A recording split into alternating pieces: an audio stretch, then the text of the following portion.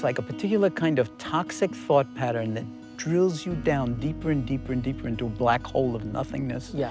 And as soon as you realize that's a thought pattern, then the you that realizes it isn't part of the pattern. And you can actually... You can stop it. You can You disconnect. can write yourself a restraining order. You know, just, or like a soap bubble. You know, you touch a soap bubble, it goes poof. Thoughts, when you see them in awareness, when you hold them in awareness, it's like touching a soap bubble. It will just self-liberate. It'll go poof. We all do it. I mean, if you and I finish this interview and we walk down the hill, Yeah. and I say, thanks a lot, Oprah, I really appreciate it, and you go like this,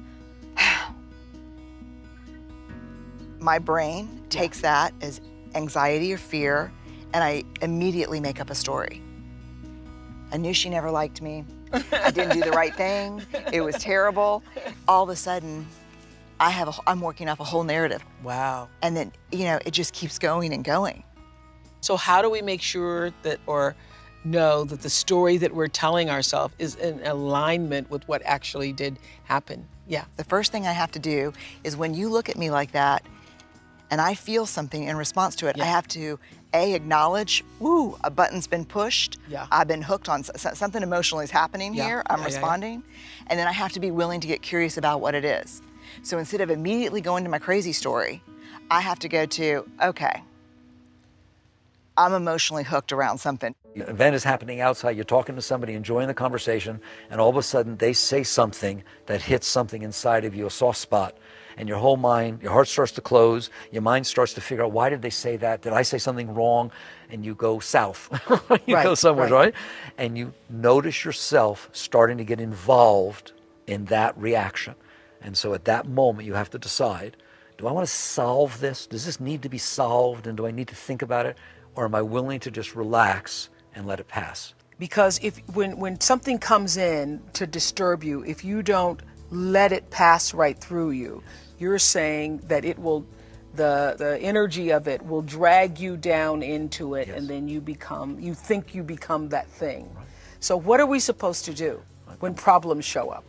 The moment it starts with that chitter chatter, Your right, mind. my mind, my first reaction inside is to relax and lean away from that.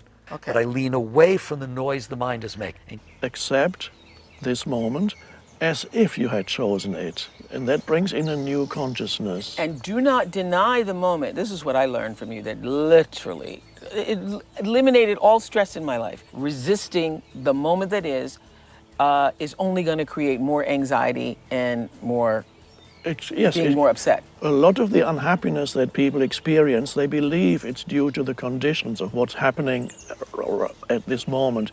But in most cases, it's not the conditions or the situation that you're in that causes the unhappiness.